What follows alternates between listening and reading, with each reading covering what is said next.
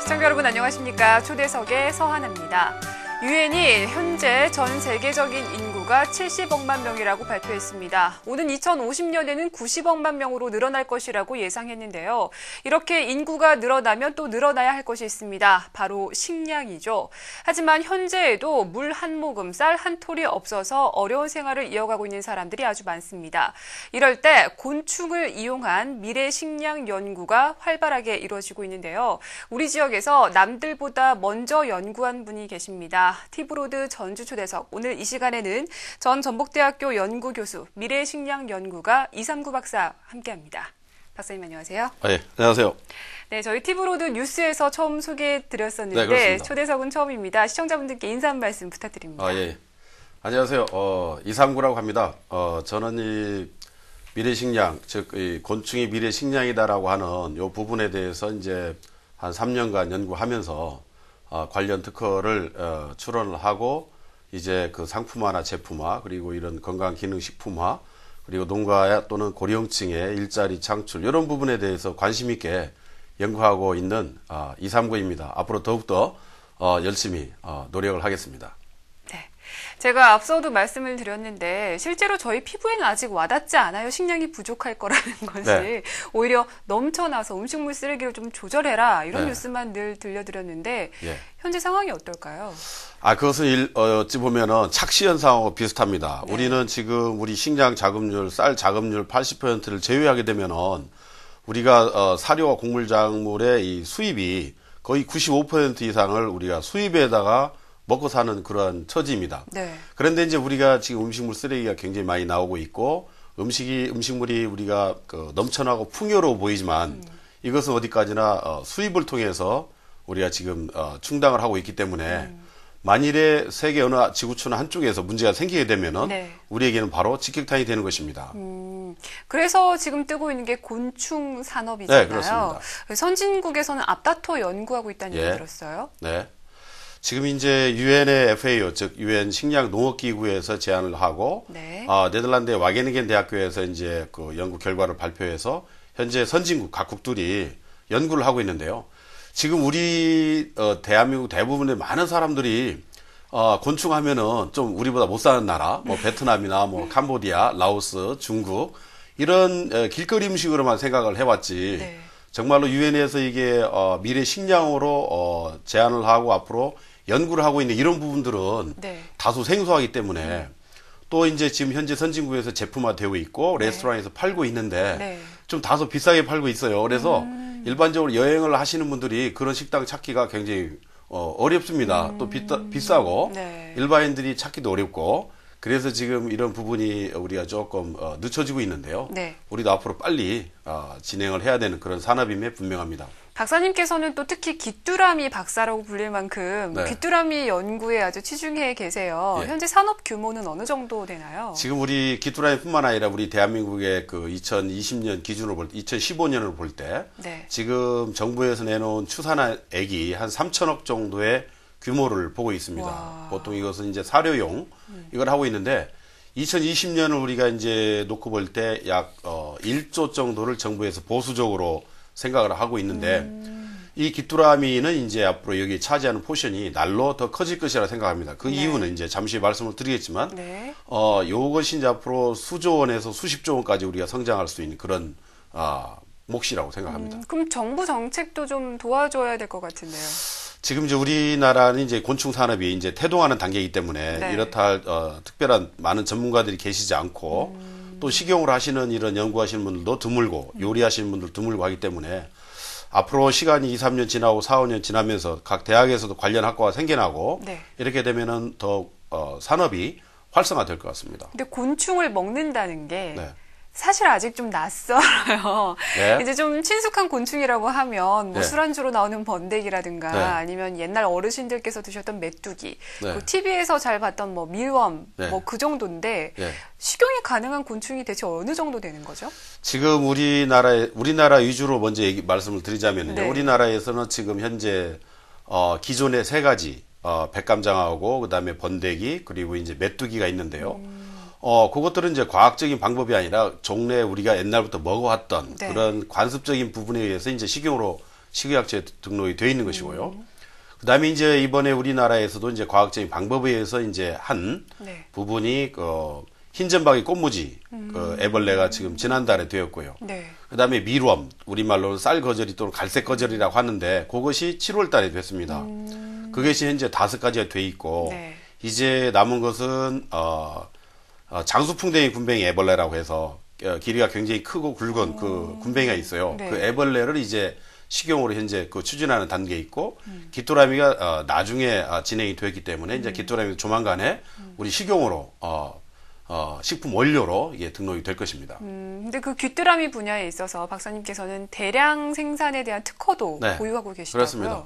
지금 이제 우리 꼭 굳이 귀뚜라미에 대한 대량 생산은 아니고요. 네. 제가 하는 것은 이제 6발 달린 곤충에 대한 그 대량 생산할 수 있는, 즉 우리 귀뚜라미 같은 경우에 제가 우리 일반 농가에서 일부 하고 있는데 한 4, 5, 6모작 최대 이렇게 하고 있는데 유엔에서 제안한 게 귀뚜라미 한 사이클이 45일에서 60일입니다. 네. 근데 이제 제가 한 것에 의하면 거의 30일에 한 번씩 한 사이클이 끝나기 때문에 1년에 최소 10모작이 충분히 가능합니다. 그래서 이렇게 우리가 식용 곤충이라고 해서 영양과 기능이 뛰어나지만 산업적이나 경제적인 규모로 이게 낮아지면 그 네. 역시 식량으로 살 수 없거든요. 그렇죠. 그래서 이것을 우리가 대규모로 10모작 이상을 할 수 있도록 그것을 제가 시스템 특허를 제가 낸 것입니다. 근데 이쯤 돼서 궁금해지는 게 네. 다른 분야도 아니고 어떻게 귀뚜라미를 식용으로 하자 이렇게 연구를 시작하시게 된 걸까요? 제가 이제 또 한 3년간, 최근 3년간 우리 UN 기구 ISO라고 하는 국제 표준화 기구가 있어요. 네. 이게 163개국이 회원국이거든요. 네. 거기에 이제 우리나라를 대표해서 16개 분과에 대한민국 대표로 활동을 했습니다. 활동한 사진도 또 가지고 예, 오셨죠? 그렇습니다. 요게 이제 제가 지금 이것은 프랑스 파리에서 이제 활동할 때 사진인데요. 네. 요것은 이제 파리에서 2013년에 우리나라가 최초로 나가서 우리나라로 2016년 총회를 유치하는데 끝나는 그 폐회 무렵이고요. 네. 제가 여기에서 이제 5개국이 경합을 벌였는데 네. 제가 우리나라로 만장일치로 총회를 유치를 해왔습니다. 그리고 이제 그런 총회를 유치를 하고 했더니 네. 이제 각국의 대표들이 우리 사인을 해줘서 집안에 아주 가보로 여겨라 해서 이렇게 사인을 다 받아봤습니다. 그래서 이런 성과를 얻었는데 여기에 국제 IS 활동을 하다가 FAO라고 하는 UN 식량 농업기구하고 저희 네. IS하고 또 WHO 우리는 서로 같이 협업을 하거든요. 그렇죠. 식량 증산이나 이런 부분에 대해서 같이 일을 하는데 여기에서 이제 FAO에 있는 친구로부터 아주 귀중한 정보를 제가 3년 전에 입수를 했고 또 그걸 가지고 이제 틈틈이 연구를 하면서 이제 하다 보니 이제 곤충 연구를 네 가지를 했는데 그중에 네. 귀뚜라미가 가장 적합하다 생각을 했습니다. 그러다 보니까 박사님께서 한국보다는 전 세계적으로 유명하신 분이 되신 것 같아요. 특히 그 세계 3대 인명사전 중에 하나인 미국 인명정보기관의 21세기 위대한 지성 1000명에 또 선정이 되셨고 인공무지개 원천 특허 보유도 가지고 계시다고요? 네, 그렇습니다. 이제 그 세계 3대 인명사전은 이제 보통 마르퀴스 후하고 ABI라고 하는 미국에 나오는 인명사전, 그 다음에 영국에서 나오는 IBC가 있습니다. 그게 이제 공교롭게도 운이 좋게 세 군데 모두 등재가 되는 일이 있었고요. 네. 제가 또 이제 다른 연구를 한 것이 이제 인공무지개. 우리 서하나 아나운서님은 무지개 언제 보셨는가요? 한낮에 뭐 비 온 직후? 네, 비 온 직후에. 네. 제가 이제 주간 무지개 같은 경우에는 비가 오든 안 오든 해만 있으면 제가 어떠한 장소에 관계없이 해가 있을 경우에 제가 무지개를 1m에서 1,000m, 1km까지 띄울 수 있는 무지개를 특허를 등록이 되었고요. 네. 그 이제 주간 무지개에 관한 것이고 네. 혹시 야간 무지개 보셨어요? 빛이 없으면 볼 수 없지 않나요? 예, 제가 야간 무지개도 뭐 언제든지 할 수 있도록 야간 무지개도 특허를 냈는데요. 와. 이것은 전 세계 특허를 냈습니다. 네. 그래서 전 세계에서 이제 모든 권역의 특허를 제가 이제 특허권자이기 때문에 요즘 주간 무지개와 야간 무지개 이런 그 이벤트 하는 곳이나 아니면 관광지, 유원지 네. 이런 데에 굉장히 관심을 많이 보이고 있습니다. 요것은 제가 주간에 그 실험용으로 띄운 무지개입니다. 상당히 밝고 멋있는 네. 것인데 이 무지개는 실은 역사가 오래됐습니다. 우리 그 기원전에 아리스토텔레스도 이걸 무지개 연구를 했고 네. 그 중세 이제 데카르트나 베이컨도 연구를 했고 그다음에 아이작 뉴턴에 이르러서 이제 프리즘 이론을 통해서 최초로 무지개가 7가지 색깔이라는 것을 뉴턴이 밝혀냈습니다. 근데 저는 이제 이것을 시스템화 구체화 언제든지 기구화해서 네. 장소와 이런 때에 관계없이 제가 무지개를 띄울 수 있도록 개발을 인공적으로 한 것이고요. 이제 우리가 통념적으로는 주간에만 무지개를 한다고 그렇죠. 생각하지만 예, 밤에도 무지개를 원하는 때 원하는 장소에 관계없이 제가 무지개를 띄울 수 있는 특허를 갖게 된 것입니다. 예, 보시다시피 여기 이 무지개는 그 앞에서 보면은 불이 마치 이글거리는 듯한 그러한 무지개도 생성이 되고요. 다양하게 무지개를 연출할 수가 있습니다. 음악 분수처럼도 할 수가 있고 그렇습니다. 전 어렸을 때 네. 그런 경험 있잖아요. 해를 등지고 분무기를 맞습니다. 뿌리면 네. 네, 그렇게 무지개를 맞습니다. 만들어내는 게 다라고 생각했는데 네. 이렇게 만들어내는 게 참 신기하네요. 네. 여러분 이제 대형으로 해서 사업화하고 규모화해서 예를 들어서 우리 전주에 한옥마을 같은데 네. 남천교가 있는데 거기에 무지개 터널을 만든달지 아니면 우리 덕진공원이 있는데 덕진공원 같은데 아주 대형 무지개를 띄워서 많은 관광객들을 더 유치를 한달지 아니면은 다른 어느 지역에 한옥마을에 너무 많은 사람들이 오니 다른 지역에 분산을 시켜서 무지개공원 테마공원을 만든다. 절대 아마 굉장히 도움이 될 것 같고요. 현재 타 시도에서도 많이 상담이 오고 있습니다. 참 다양한 연구를 하시고 여러 분야의 마당발이라는 생각이 드는데 네. 이제 여기서 그치는 게 아니에요. 또 유엔 산하기관인 국제표준화기구 한국 대표를 맡아서 2016년에 네. 전주에 유치하는 걸 또 성공하셨다고요. 네, 그렇습니다. 실은 이제 우리 한국으로 유치해오는 데는 지금 제가 우리 분야의 대표로 나간 지 첫 해 북경에서부터 제가 그 의장단 회의도 네. 예, 각국을 돌아다니면서 하자는 아주 돌출 발언을 해가지고 맨 처음에는 각국 대표들로부터 싸늘한 이 반응을 받았는데요. 네. 일주일간 제가 있으면서 이제 계속 이야기하고 우리 항상 그 건배 제안을 합니다. 각국 대표들이 그래서 하룻밤에 한 10번 이상씩 이렇게 건배도 하고 제안하고 이런저런 얘기를 많이 하거든요. 네. 거기서 이제 어떤 진실성이랄지 뭐 이런 부분이 부각이 되었을 것이라 생각합니다. 그래서 다음 해 2013년 프랑스 파리 총회에서 5개국이 이제 경합이 붙었는데 제가 거기서 이제 우리 연설을 하게 합니다. 각 네. 대표들이 나와서 이제 왜 해야 되는지.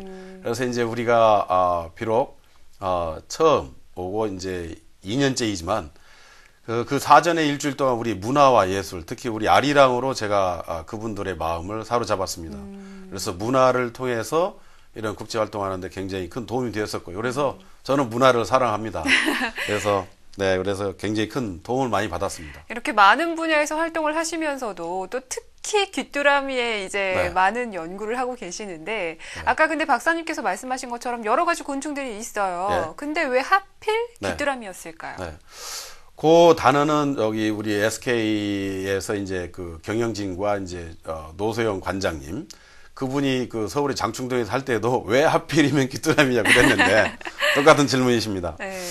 우리 지금 정부에서 추진하고 있는 곤충이 현재 올해 4가지였습니다. 네. 그 이제 이미 메뚜기라 이런 건 이미 식품으로 되어 있지만 쌀거저리하고 흰점박이 꽃무지 애벌레하고 장수풍뎅이 애벌레하고 그다음에 귀뚜라미였는데 우리 실정에 맞는 것은 귀뚜라미가 가장 최적이라고 생각합니다. 이유가 네. 갈색 거저리 같은 경우는 주식이 얘들이 밀기울이에요. 밀기울. 우리나라 밀은 우리 자급률이 0.2%밖에 안 돼요. 네. 99.8% 수입을 해서 먹고 있어요. 그렇죠. 그런데 만약에 이게 이제 돈이 된다, 산업적으로 가치가 있다라고 하면은 결국은 좋아할 사람들은 밀을 수출하는 호주나 미국 이런 곳에서 좋아하지. 역시 사료 문제가 또 대두되기 시작하면 네. 그것을 생산하고 사육하는 분들은 지금 소파동, 사료값 사동에서 봐서 알듯이 큰 수익이 없어요. 그렇죠. 남의 나라만 좋아지는 역할이 될 수가 있거든요. 그래서 미롬도 역시 단백질인데 역시 귀뚜라미도 그렇지만 나머지 애벌레, 군뱅이 얘들은 상당히 좀 손이 좀 많이 가요. 제가 지금 추구하고 있는 것은 고령층의 일자리 창출을 할지 정말로 복지 의미에서 그 다음에 이제 은퇴자들, 지금 네. 조기 은퇴자들도 많으시고 이게 어깨에 힘이 많이 빠졌잖아요. 그래서 그분들이 정말로 일을 할 수 있는 부분, 그 다음에 귀농 귀촌을 하는데 아이템을 정하지 못해서 이러시는 분들, 또 가정주부들도 쉽게 할 수 있는 일. 이걸 제가 이제 하다 보니 이런 그 군뱅이 종류 애벌레는 이게 톱밥이나 이걸 발효를 시켜야 돼요. 손이 많이 가게 되고 네. 또 1년에 최대 한 3호작밖에 안 돼요. 역시 마찬가지로 이제 그 갈색 거절이 미롬도 손이 좀 많이 가는 걸 속하고 사료를 수입해 와야 되고. 네. 반면에 귀뚜라미는 우리 사람이 먹는 건 다 먹어요. 제가 이제 그 일반인들이 하지 못한 그 실험까지 제가 다 마쳤는데 네. 그것을 보니까 귀뚜라미 먹이 같은 경우는 우리 산야에 다 널려 있어요. 우리는 귀뚜라미를 대량으로 하기 위해서 수입할 이유가 하나도 없어요. 수입할 필요가 전혀 없고 우리 산과 들에 널려 있는 걸 우리가 하면 되는 것이고 네.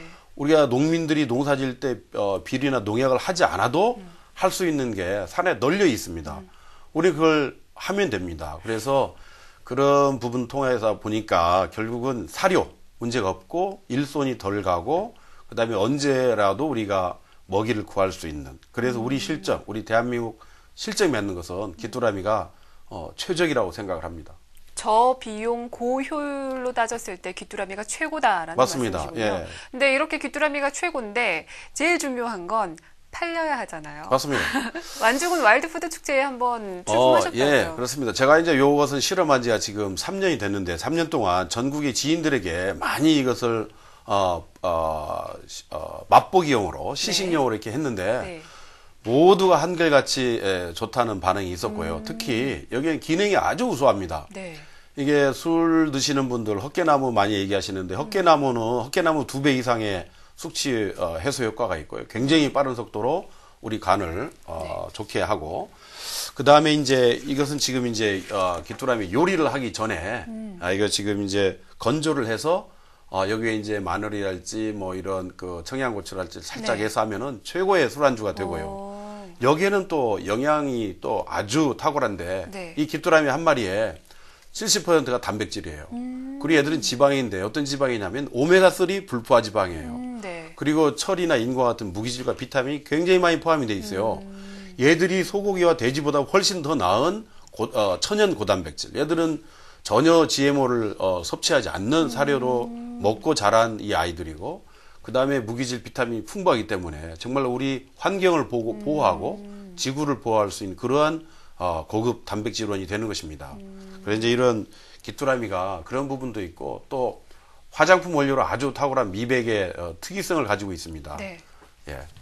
근데 이 귀뚜라미들을 이제 많이 가공을 해서 해외에서는 뭐 과자나 통조림 이런 네. 이미 상품화가 잘 돼 있다고요. 그렇습니다. 지금 이제 우리나라가 선진국 미국이나 일본, 독일, 프랑스, 네덜란드, 호주, 네. 벨기에 이런 나라들에 비해서 우리가 지금 현재 한 3년에서 5년 가량 뒤졌는데 지금 이 나라에서는 뭐 예를 들어서 이런 그 햄버거가 있는데 보통 어디 귀뚜리 버거라고 합니다. 네. 예, 귀뚜라미 버거에다가 귀뚜라미 종류를 넣거나 타코 종류 같은 거 해가지고 이렇게 해서 비싸게 팔리고 있어요. 또 지금 에너지바라고 해가지고 일반 우리가 이제 운동할 때 네. 에너지바가 있는데 네.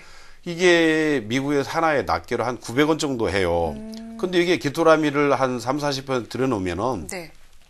3,500원에 4,000원에 팔리는 거예요. 3배, 4배, 5배 가까이 이게 비싼 이 고부가 가치가 되는 것입니다. 네. 지금 맨해튼이나 이쪽 그 서부 캘리포니아에서도 그렇고 파리도 그렇고 벨기에도 그렇고 이런 고급 패스트라인이라고 해서 생겨나고 있는데 하루에 뭐 30명에서 50명밖에 받지 않습니다.